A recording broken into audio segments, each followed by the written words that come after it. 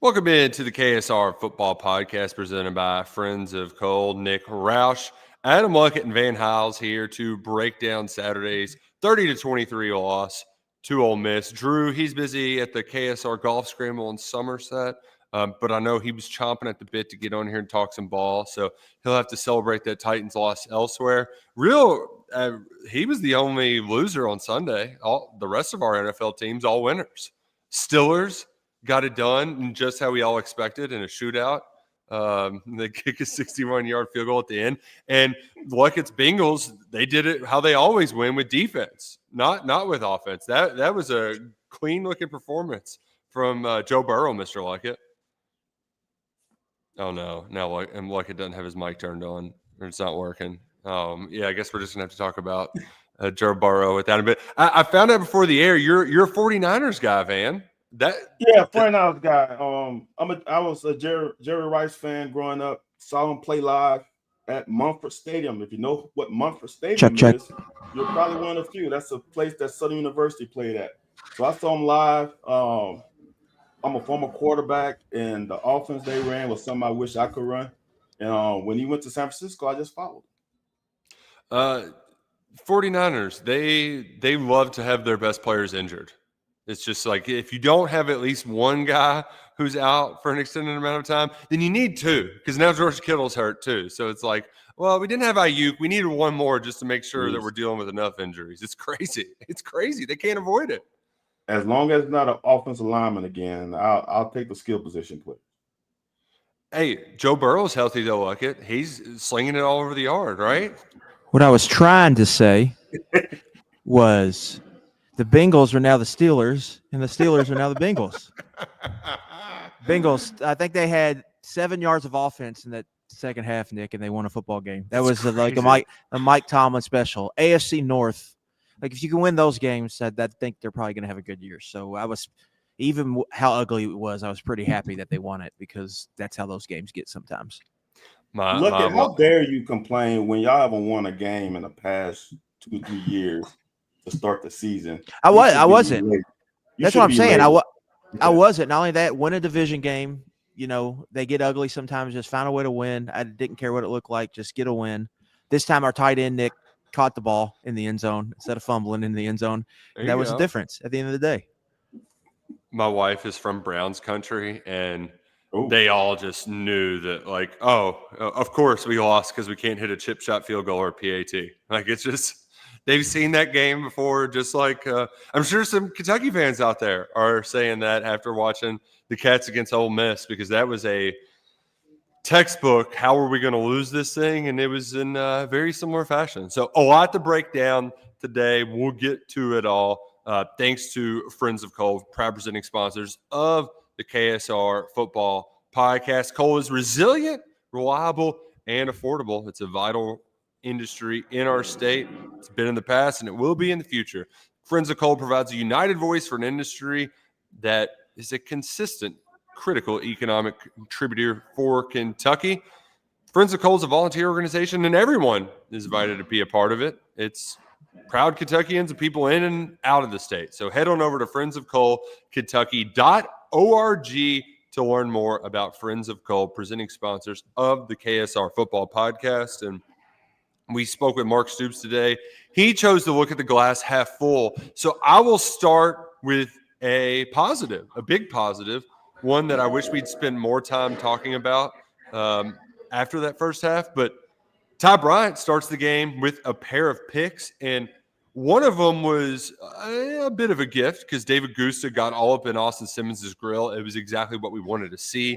Defensive line forcing the first-time start on the road to make mistakes, and Ty Bryant made him pay.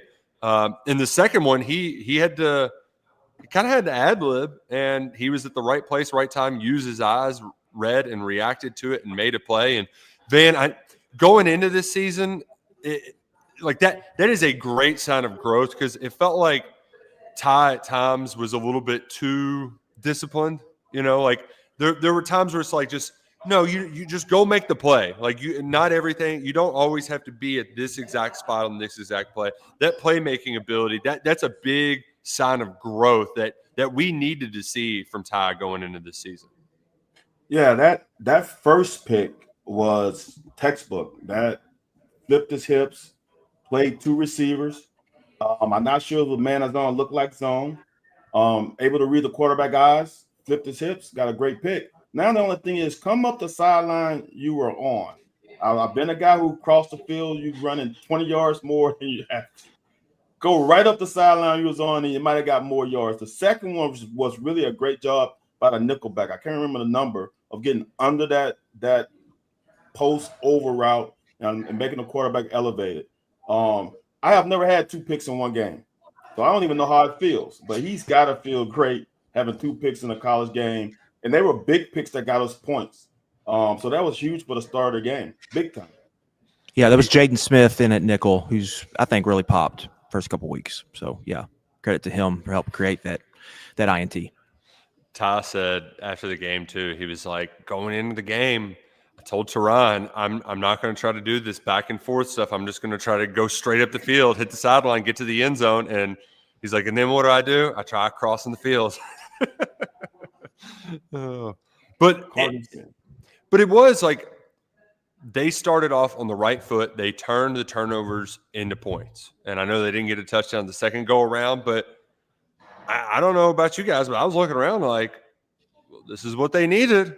They got the start they wanted. They turned it into points. That Kroger Field was rocking. And then they had a chance for another kill shot. And, Van, I don't know how many times you've watched it, but Stoops was, I mean, he was ready to dog cuss Jordan Lovett after the game for that 4th and 1 because they had a chance to 4 and out Ole Miss and get the ball on the 40. And he's like, we worked the play in practice, and they still we worked it. And then to make matters worse, not only did he get beat, but then he didn't tackle him once the guy made the catch. And I think that was a clear theme. There's a lot of good from the defense, Van, except for, way too many yards after catch from Ole Miss. That's the biggest difference between this game and the one the year prior down at Oxford. Every scoring drive had a big play attached to it. And that's what they didn't do last year. That was the difference between only giving up 17 points last year and giving up 13 here. Giving up 30 here, 13 more, is that we gave up big plays. A lot of them we could not tackle. I'm going to say this. The same thing happened last year on 4th and long, and they got a touchdown on that one too. It wasn't as much as Jordan Lovett not playing it well because they ran a switch route. He didn't adjust quick enough, but he was guarding the guy he was supposed to guard. He was on him from jump. I can't remember the guy who's number 18. They had a seam route that Simmons missed. If he throws that guy can backpedal into the end zone because he was uncovered. So on that play, I'm going to say this. At the DB, you're going to get beat. And Jordan Lovett just got beat. That guy made a great catch, and Jordan just barely missed the tackle. That's something that as a DB coach you got to live with. But if they would have thrown to the guy who went the seam, I would have lost my mind because he was wide open. And those are the plays, though. Hey, this changes the momentum of the game because Kentucky had it all. They get down to Ole Miss gets down to the 1, and you blinked, and a 10-0 deficit is 14-10. It was just like that. But what there is, while we're trying to remain positive, you do have to give them some credit for not crumpling because I think a lot of fans who have been snake bit before, it felt over, but Kentucky did at least show some resolve and they stayed in the fight. They kept it close. And I know it didn't always feel that way, but hell, it was a tie ball game there for a minute and late in the third quarter after Seth McGowan scored. So you do have to at least credit them for not folding like a cheap tie. Yeah, I definitely think there were some similarities to that 2023 Missouri game, right? You're in control. There's this one play in the second quarter of all quarters that if you win, I think if Kentucky wins that play, I think they probably win the game. Just like if Missouri doesn't get the fake punt, they probably win the game. And so it shows you how much, there's a lot of plays in a football game, but how one and you don't think of it at the time, but how that can flip a game. I think, Nick, the better team, Ole Miss is the better team. They won the game. Kentucky's offense, I think the biggest issue I had with the entire game, they gave up explosive plays, which they really couldn't do on defense. That was a real big thing on defense. But offensively, you've got to be able to possess the football, churn out first downs. You cannot go 3 and out. Maybe go 3 and out once, but don't do it twice. And they did it like 6 times, right? Six big You just can't. You cannot go 3 and out. Ultimately, the biggest problem in that game and why they wasted, I think, the +2 in the turnover column was because they played a track meet. They got into Ole Miss's game because they could not play the style offense they needed to play, which was they needed a ball control style offense. They needed the possession count to be shrunk. I think they ended up at 14 drives. They needed to be around 11. So it was 3 more possessions than they really needed in a game. And that to me, that was the biggest issue in that entire game. And if Kentucky, against a lot of these teams, if they can't play like that, I think they're going to be in trouble because they are not built to win the track meet. That game played out where it was going to be the first one. Pretty much the 30 was going to win it when you play that many possessions. Kentucky needed a game where it was going to be the first one to 24 that could win it. And they were on pace early, but they just could not get the drive. Like, all right, second quarter, third quarter, here we go. Can they get the drives? Can they start milking this clock? And can they get it to where Ole Miss really feels some pressure on offense? And they can never get it to that point. And they ended up the pace of play battle that we talked about. Ole Miss won, and Kentucky was going to be in trouble if that happened. Is that a bad plan from the jump? Or is it just a lack of execution? Lack of execution, for sure. Yeah, I think a lot of their offense, to me, I think they were putting a lot on the quarterback to keep them ahead of the sticks and to take the profits, to keep the drives moving. I don't think that happened very often. It's hard to happen when you're, what are they completing under 50% of their passes on the season? Like, more plays are inning when you're not gaining any yards on more plays than you're gaining yards. So now I have a question for you, Adam. We completed 50%. Austin Simmons only completed 54%. Why were they more successful? Explosives. I mean, they can get explosive plays. And Kentucky, the only true explosive, I know you had the late pass to Harley Gilmore, and there was, I think, 2 other kind of long first down throws, but the real only chunk play was Kentucky ran a double move into a corner blitz. It was the perfect storm. Like, all right. Yeah. And that one Football happens, though. Football happens. But, like, if you lead them, that's a touchdown. You know what I mean? Yeah, that's the other thing, Van, too. It's not just the explosives. Like, they both had the same – Kentucky had 5 red zone possessions. They both had, like, the same amount of scoring opportunities. And Kentucky scored 2 touchdowns and 5 red zone possessions. That's just not going to get it done. That double move play is the microcosm of Calzada and his offense. The timing was off. Not comfortable in the system. If he throws that ball, when he saw the corner coming and the safety flattening out, once Macklin hit the double move, he should have threw it right then. And he paused and took a 1.5 hitch before he threw it. If he would have thrown it in the same spot, a hitch earlier, that is in stride, and it is a touchdown. Now, we did score on the drive, so I guess it's not the end of the world. But that's the microcosm of the passing game is Calzada is not comfortable in the scheme. He missed one where there's 3 guys wide open. If I'm the OC, I'm throwing coffee all over that room because, dude, what else can I do for you? You have 3. How many times you seen any pass concept where there's 3 guys? And he looked at all 3 of them in his progression and didn't pull the trigger. I'm still frustrated. Well, and it's not – he's getting like, the pass protection was leaky, but he had a lot of clean pockets. Oh, sure. In that game. And it's not because he's seeing ghosts, right? Because their protection is breaking down. That's not really what's happening. That's the part that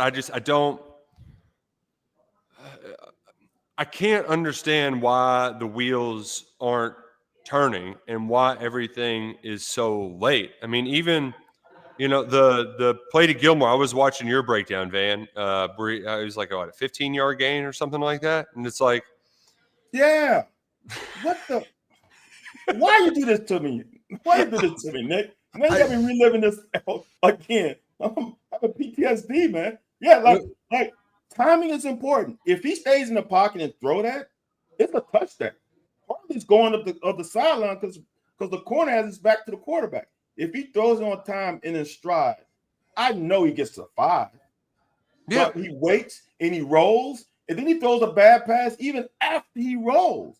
It's like football is timing routes. And that concept against that coverage was perfect. And I don't understand why he didn't see it early and stayed in the pocket. I don't know. It's hard to get into these kids' heads. He's not comfortable at all in the pocket. No. Which is odd. Which is so odd because he's shown that ability in the past. Why? He threw like 50 passes a game last year. Like it's not. It'd be different if this was a guy like a Vandergriff who hasn't really played, and right. Because after the game, Bush said, like we wanted to do a lot of the pre-snap motions to try to beat the press coverage. I'm like, well, you know what else can beat press is if you just have double slants and you pick you run some timing routes and get some easy completions. Like, all right, I'm picking this receiver to beat this corner. Let's have some good timing here. But there is none. Like, it's not clicking, it's not firing, which leads me to ask the question. Have we seen the end of Zach Calzada? He went out in the fourth quarter with an injury, which we didn't really see, but that fourth down pass that he just threw out of bounds, like he winced afterwards. And I don't know if that was a wince in pain or a wince in, oh, damn, that throw sucks. But like, he went out with an injury. Stoops didn't provide any clarification today. He just said that Calzada is going to miss practice. But do we think he's getting benched regardless? Yes. I'm looking at it this way. When the season started, I honestly believe that Cutter was going to play a lot in this game anyway. Like, if this was the game he was going to play anyway. Eastern Michigan got beat by a freaking iced tea last week. So he would have played a lot this game anyway.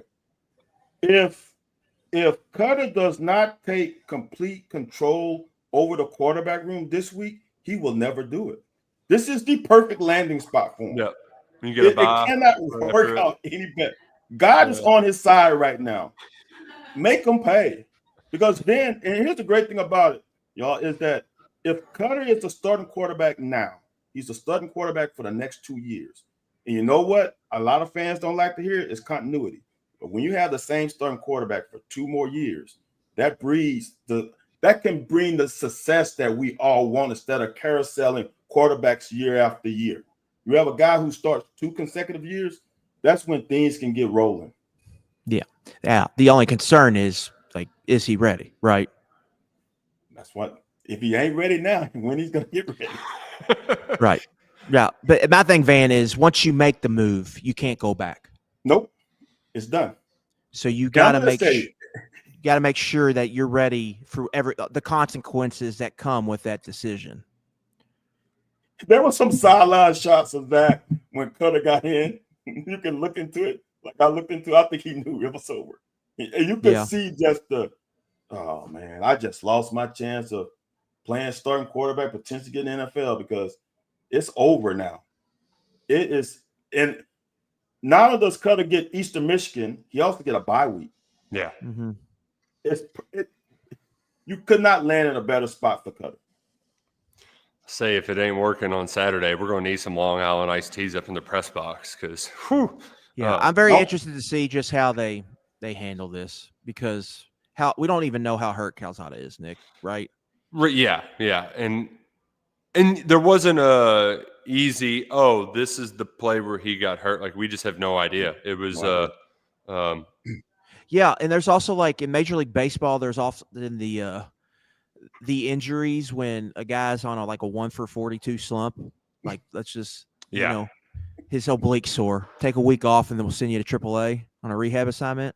Mm-hmm. That it had the feel of that almost in game. Like this is not working. Just take a series off. I just the part that baffles me with Zach Calzada, and you kind of mentioned it already, is like it seems to be a confidence issue with him, and I just don't know how that can be the case so far. Because like, it's a hesitancy to just throw it. You know, we're having these conversations about these established quarterbacks coming into this system, and it's not what we thought they were. Like from the previous stop, you're not seeing what you saw at the previous stop. So you just have to ask, like, is it like the chicken or the egg, right? Like, which, it's just hard. Like, it just seems hard for them to get quarterbacks in here, and maybe it'll be different with a guy like Cutter Boley, who's been in the system multiple years. That's something they haven't had. So they got to play that card eventually, right? Like, you eventually have to play that card because the other card isn't working. It's hard, man. It's hard to get a guy into a system in a short period of time and have him feel comfortable. I don't like to throw shade, but there is a reason why Calzada had to go to UIW. No shade to him. There's a reason why he had to go to UIW. So we didn't get the high-level quarterback, but even the high-level quarterback, Malik Murphy is having troubles at Oregon State. So it's not an exact science when you get these guys who have been somewhere in a certain system. Now you got to integrate them into yours. We got lucky once. Miami got lucky with Cam Ward. Colorado is not getting lucky with Salters. So it's a crapshoot, man. It's a hard thing to do to integrate a quarterback, the most important person on the offense, into a locker room. It's a crapshoot. Some people win, some people don't. It's been rough, tough sledding so far. Kentucky has more. And Nick, I do want to say this. Yeah. One of the more frustrating parts to me is like a lot of the plan for the offense was like raise the floor. We need experienced players that can run pre-snap motion, that can get lined up correctly, that can execute a simple, curl flat combo that we can depend on them executing. So they go out and they get a lot of older guys, and they're having the same problems. So you're just like, you almost have to put your hands up and just be like, well, like, what is the problem? Like, what do you have to do to fix this? It's the same kind of issues. And like, it's self-inflicted, I think, mistakes a lot of times that are putting this offense back, whether it's lack of simple execution or it's not getting lined up correctly for, whatever reason. It's two things. It's either you getting low IQ football players, or your tags on offense are freaking Arabic, because some of these guys don't know where to be before the motion of shift, and they line up where they supposed to be after motion of shift. Like, these tags is either that or these guys have low IQs. And I would have to can someone infiltrate the playbook and give me one play call so I can understand what the tags are? Because then I can tell you if it's IQ or tags. Well, yeah, you also don't know, like, is it coming in from the booth in time? Like, how is the system? How they, is Calzada, they got the green dot now. Are they overwhelming him or whatnot? Yeah. But also, like, the offensive line was the kind of they took the blame for last year's offense. Really, it was like, well, they can't do anything because the offensive line's terrible. Like, the offensive line played good enough to win that game. Yeah, Saturday. There's no doubt about it. But they didn't win in part because they couldn't line. I mean, they can't line up and they just can't execute simple. What we see is simple concepts, and what they see. Even Stoops said, "We've got guys open. The play's there. You've got to go execute it." And so you're sitting here in week 3, and you've got a quarterback controversy. John Wright gives us a shout out in the chat. Nice little super chat. Appreciate it, John. I didn't hear this because I haven't gone back and watched the TV copy yet. But I said, what about the comment from the broadcast saying Hamden said they couldn't get a number 1 receiver in the portal because they didn't have a wide receiver coach hired just yet? Nick, sounds like a good excuse to me, because do you know why, Van, why do you think players go to a certain school in the portal? Just what do you think helps them make their decision? for an opportunity to make it to the NFL in the right scheme that will elevate their game. And money. Money for sure. But I'm going to tell you this. I love Kentucky with all my heart. If I had a son that played wide receiver, I'm not from the great state of Kentucky. I'm from the great state of Louisiana. It's no way he's going to Kentucky. I'm just being honest. If he's been recruited by Kentucky, he's probably been recruited by some other SEC teams. Why would I bypass teams who have shown that they can get receivers into the NFL? The last receiver that we have is Wan'Dale Robinson. How many other receivers that when you see the little showering of players come on, how many say University of Kentucky as receivers? Why would I come to University of Kentucky? I don't think it's because they didn't have a wide receiver coach.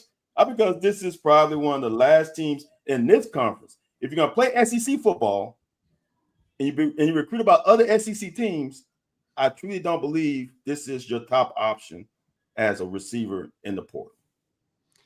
The other part too, though, the money factor. It's like you had to spend your money to fix your offensive line, and you wanted to be a team that could run the ball effectively. So you also spent money on running backs. Not just one, but two. You got one in the spring portal. They're paying Seth McGowan. So, like, for me, it's like that's kind of an excuse. And it gets back to what Luckett said kind of earlier on about the plan and, like, how this needed to be a time of possession game. I mean, I take out the quarterback scrambles, and, I mean, they threw the ball more than they ran the ball. Like, what huh? Like, why? Why would you drop back to pass? Why would this Kentucky football team drop back to pass more than they turn around and hand it off to those other two guys?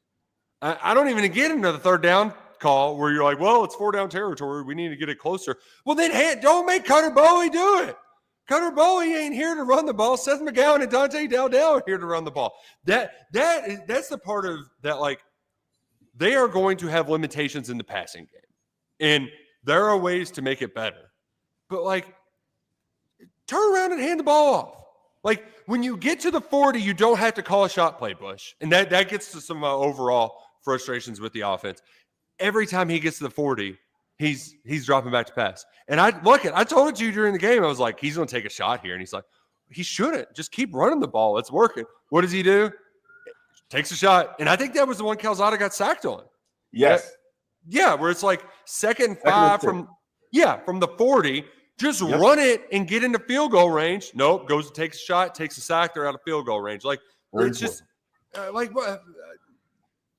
I was one who was willing to give Bush some rope on some of this stuff early on. Like, I could buy some of those excuses. And, like, listen, I'm there interviewing him twice a week. Like, I don't want to be the guy that's like the first one to jump on the Bush sucks, get him out of here, when I know that there's definitely a lot of people doing that. But when you have guys who, with 8 seconds on the snap clock, are flipping sides of the field because they're just not getting lined up right, like, you're just trying to do too much, man. Like, you're trying just run a play. It doesn't have to be just run a play. That might work. Like, remember the Titans, 4 plays. Like, this is all we got. Like, because, like, that's the part that just makes me really question his ability to be a play caller, because don't get me wrong, there are times when things go right. We mentioned that shot earlier that worked at Macklin.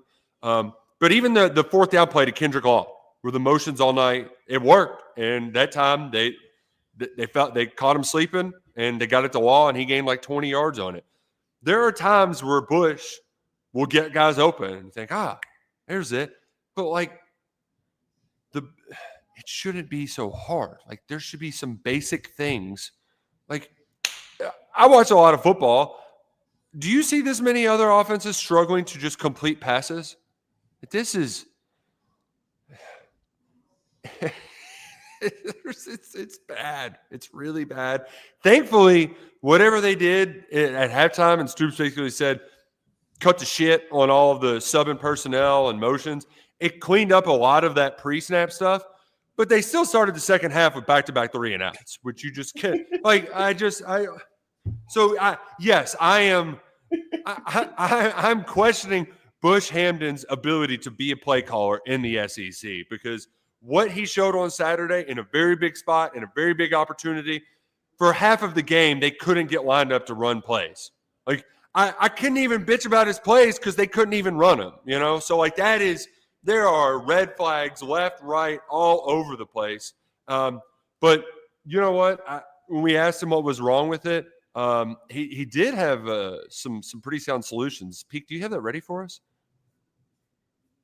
Obviously, it's something we'll take a look at. We'll have to take a look at it. We got to take a look at it. We're always looking at it. We got to take a look at it. We'll take a look at the film. We got to take a look at it and go from there. We got to take a look at it, as you guys know. That was just one. We didn't keep replaying the same video. This is one. That's video. what when Taylor asked me to fix stuff around the house. That's usually the answer. And is it fair to just kill a guy who is trying to deflect any hard questions on his quarterback? No. Yeah, I mean, he was just deflecting, but there isn't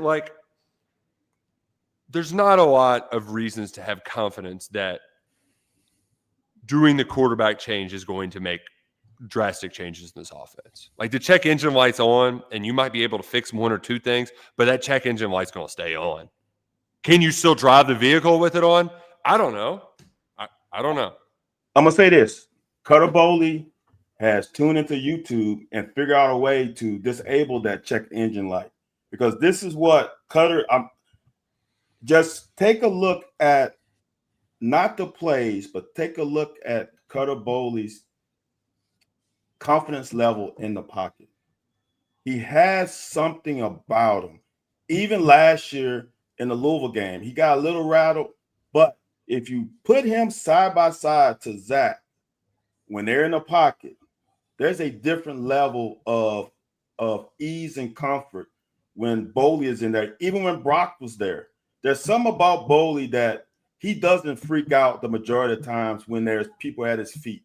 That throw to Will Rod in the corner, and I'm gonna say, if he makes that completion, y'all, if he makes that completion, we are having a different conversation today. But the way he just slid in the pocket, dude, if that was Zach would have done a 360 pirouette. He would have run it to the side, then he would have tripped and then come back. The way he manipulated the pocket, slid to his left, threw the ball, and for me as a coach, it's not always the results that matter. It's the process and the procedures and the operation. The way he slid in the pocket, helped his right tackle with the guy coming off the hard on the right edge. He slid a little bit to his left and threw a good ball. Now, if he was in the game longer, maybe that ball is a little better because he has timing and rhythm.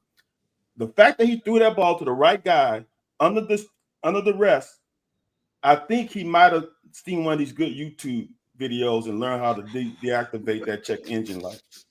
I do wonder too if you go to Cutter and it's a first-time quarterback, if you just simplify things, if that could help everybody, even even the coaches included. Just simplify. Okay, maybe we got to stick to the run game a little bit more. Let's give it to 3 and 2, and then in the passing game, find 2, 3, 4 concepts that Cutter is really comfortable with and kind of stick with them, and then go to that. I also think too, he's obviously got a connection, I think, with Willie Rodriguez and Hardly Gilmore.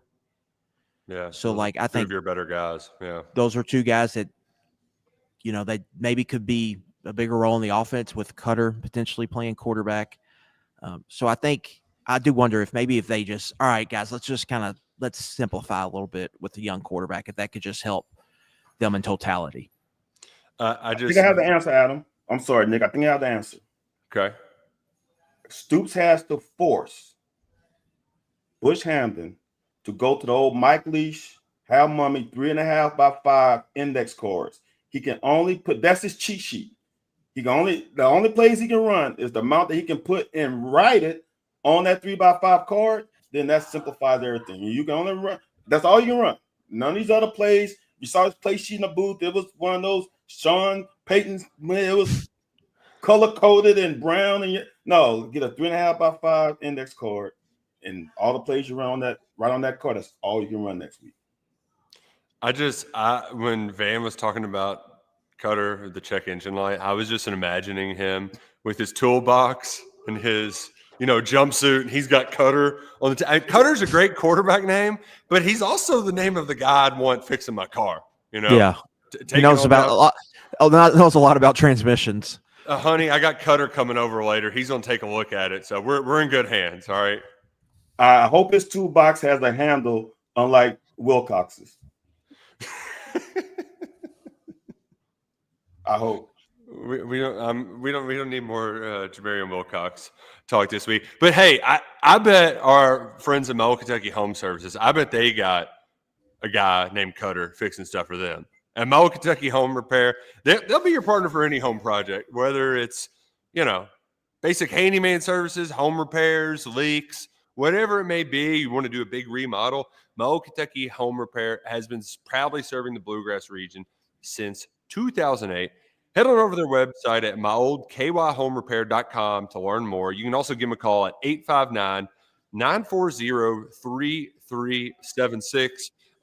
Just ask for Cutter, and they'll send Cutter over. He'll come over. He'll fix your check engine light. He'll help put a fence up, and he'll stop that leaky pipe in the sink. I can't get that image out of my mind. I can't. But to your point, I know that we were kind of getting antsy. They need to be moving a little faster up there. But the offense, there was a calmness when Cutter was back there, a poise, and we saw that some in the preseason practices. And Jamori Macklin really, he talked about that. Bush Hamden talked about it near the end of camp that there really was a poise there, and I'm wondering, just to go back to square one, how much of Calzada's seemingly manic behavior back there and his indecisiveness is because he's just felt the heat from Cutter, stemming back to training camp, where he never really could get comfortable back there. That's you guys' call, because I'm not in Lexington. It can be, but I would say honestly he shouldn't be. If you're 35 years old in your 18th year of college football, how can you dare let a sophomore quarterback take you out of your game, knock you off your square? I honestly believe, I'm going to just say this, it's the last three quarterbacks that we've had. I don't think the most important relationship is OC, O-line coach, OC quarterback. I don't think any of these last, is it three quarterbacks? Devin Leary? Yeah, three quarterbacks. Yeah. Devin Leary didn't mesh well with Liam. Brock didn't mesh well with Bush, and as a second go around, I don't think Calzada's meshing well with Bush. I don't think they see the game and the operations the same way as the OC sees the vision of the operation. And if you don't see it like he sees it, the picture is cloudy, and we don't have a number one receiver. As a quarterback, if my picture is cloudy, you know who I go to? I don't care if it's raining and my wipers are horrible and I can't see anything. I know I'm going to the guy that the guy I know is going to be open. We don't have that either. So therefore, now he's got a cloudy picture, windshield wipers all mud slinging on the windshield, and he's just lost. Even when he can see, he's lost. And it's mind-boggling that a guy who's in his, I guess, his 7th year, honestly, that he still looks like a true freshman quarterback right now, fresh out of high school. Yeah, and it's also but I think you're right on that, Van. But concerning again, Nick, you talk about the red flags. Bush picked Calzada. Yeah, and was he his number one option? I think there was. Was that guy winning guy? I guess you make a good point, but there was 2 or 3, and he was in that group, right? The other guy that we heard was in consideration, but ultimately got paid well enough to stay. Kyron Drones hasn't necessarily lit the world on fire to start this season.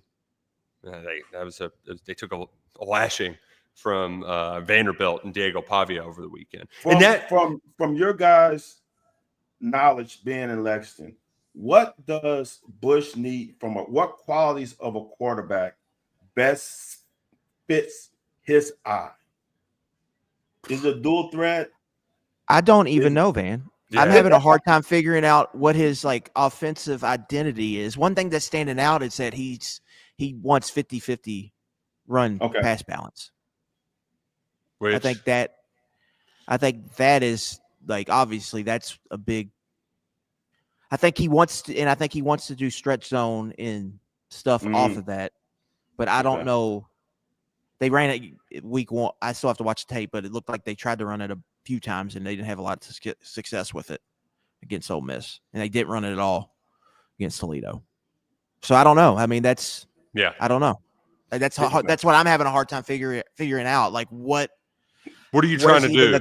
Right. Like that, because and that's really my biggest. I just don't know what the go-to. What's your go-to? When in doubt, when things are going wrong, what do you go to?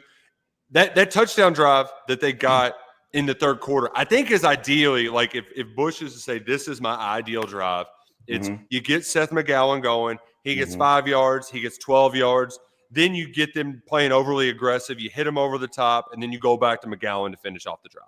Like I think that's probably the ideal scenario.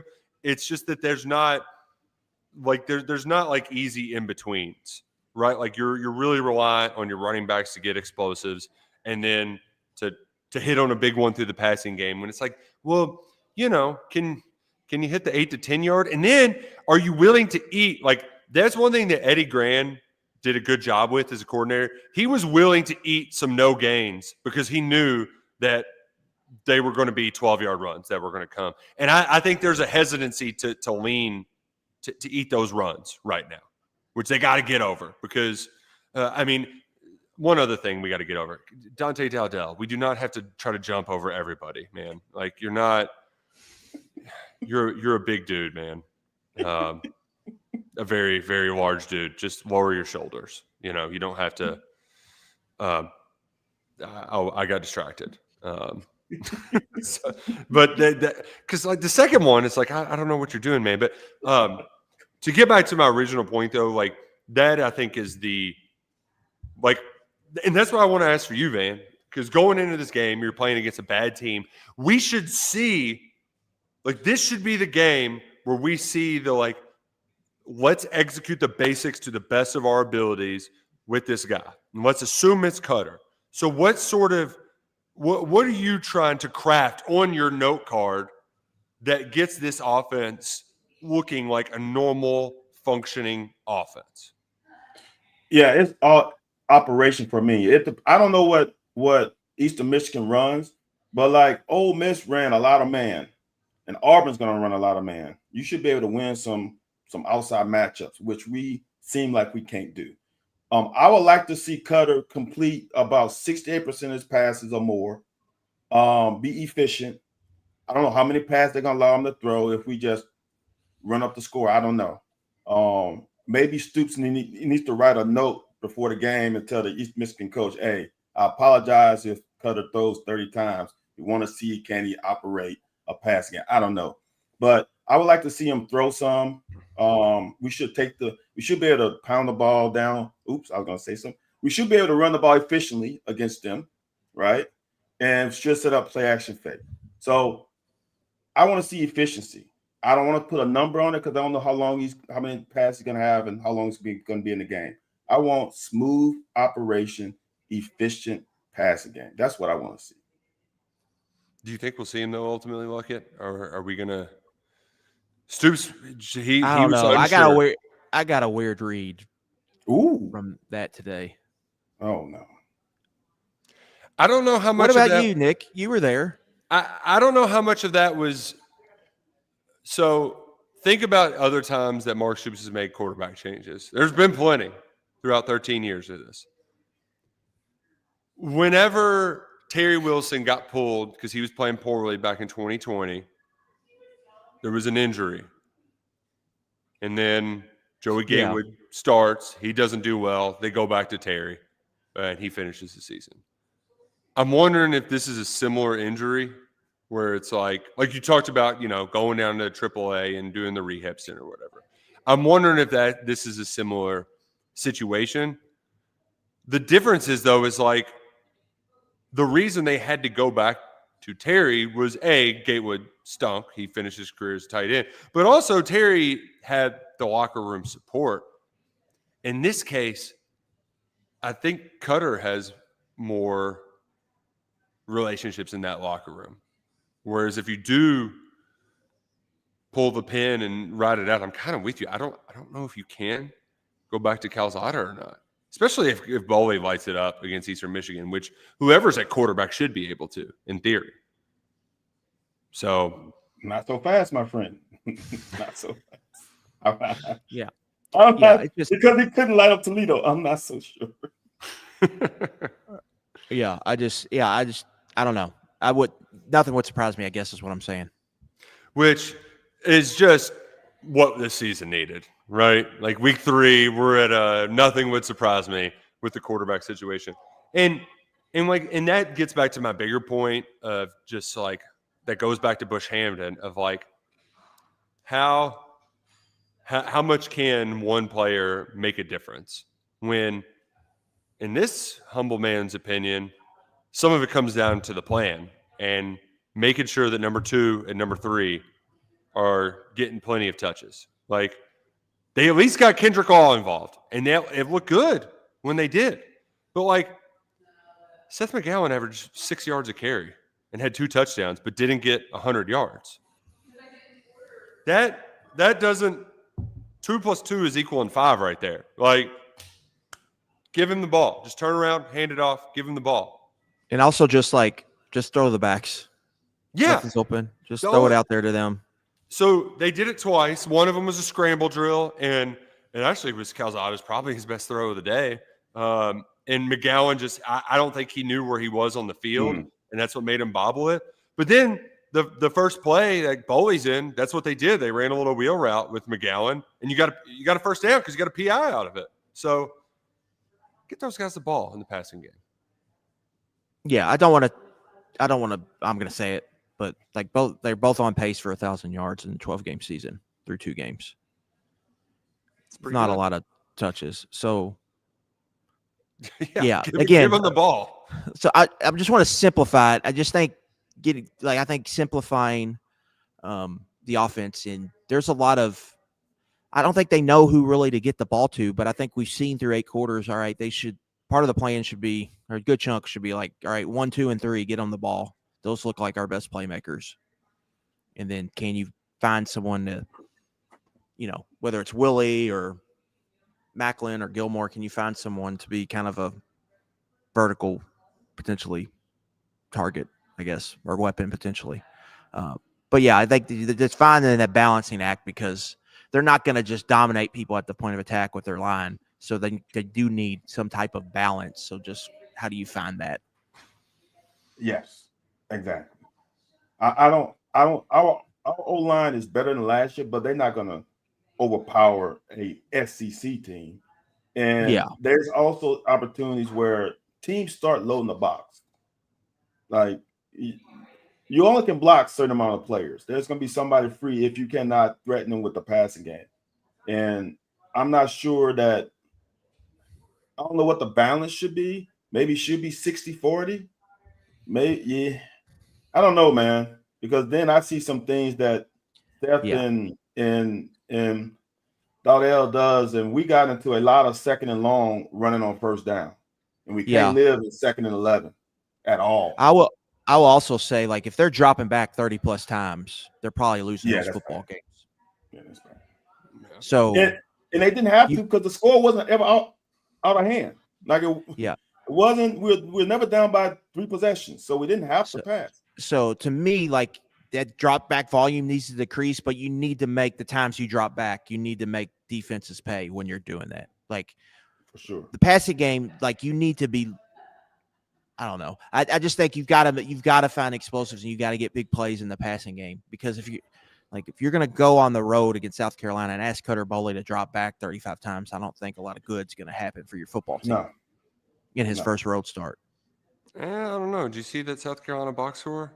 Yeah, but still, I don't want, I'd run you want to control the game. Like, you need to be able to control the game. And they're not going to do that offensively if they're dropping back a lot, I guess is my 2 cents. brings me to a different point that I wanted to make today because I didn't get killed too badly, but part of my July prediction for Kentucky beating Ole Miss was more of a prediction of regression. Like all these teams in the SEC that were awesome, that everybody thinks are going to be great, they can't all be good. Some of them are going to get worse. And Austin Simmons, like you said, Van, he completed 55% of his passes, 2 picks. He had a rushing touchdown, but it was like he accounted for maybe half of their offensive output, if that.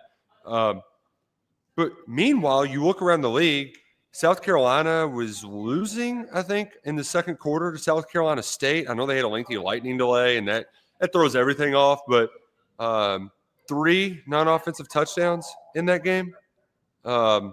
Florida's losing to USF.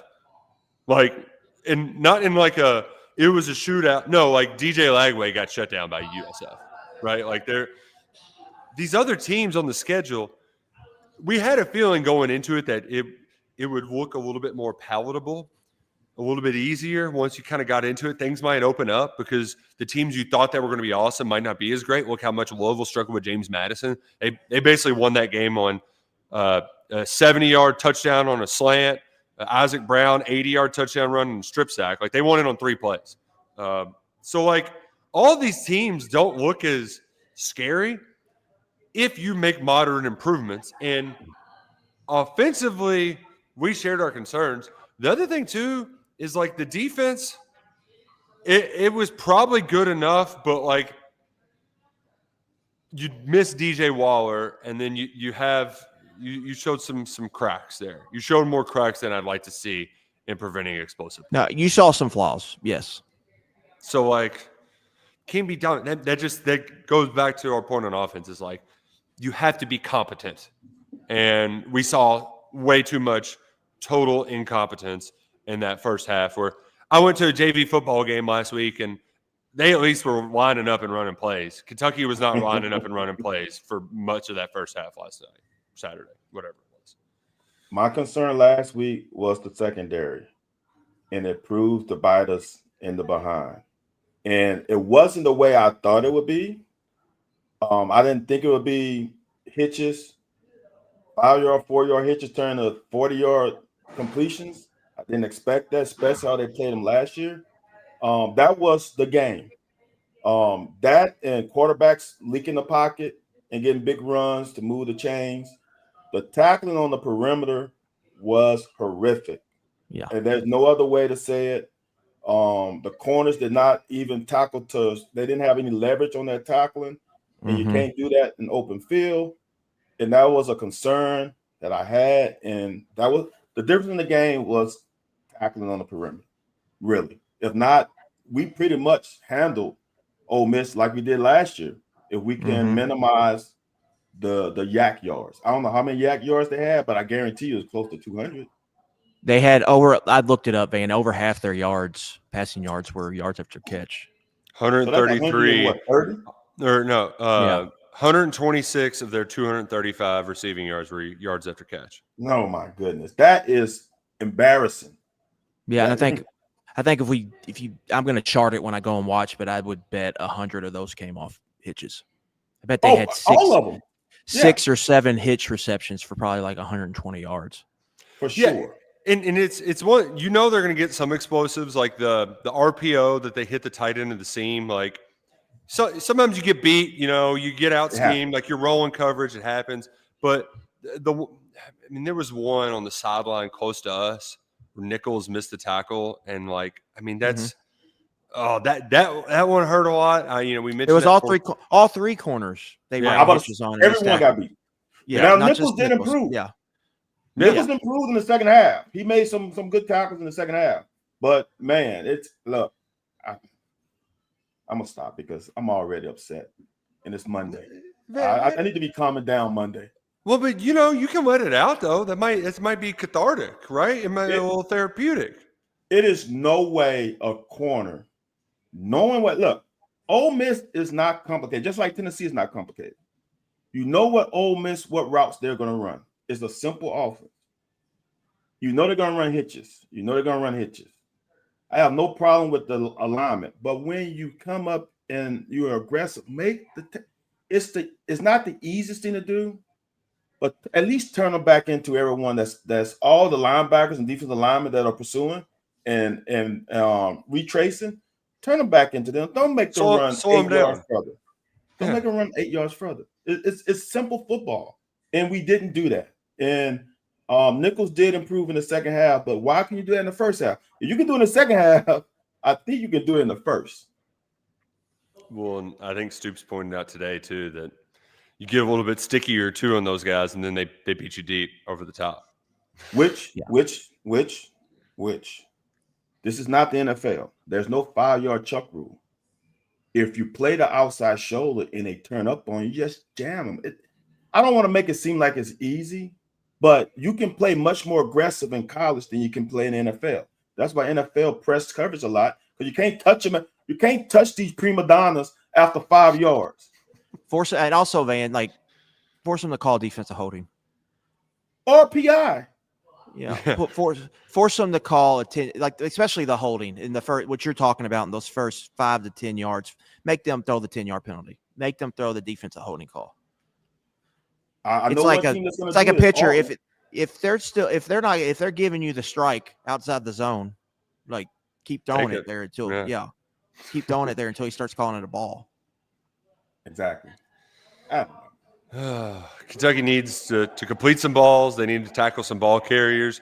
They got a lot of work to do, but we're saying all this, and they were within a touchdown. I know you had to kick a sad field goal late, but the game was within arm's reach. They had their chances. They had their chances, and I think the big goal of the season last year is they weren't in games in the fourth quarter last year.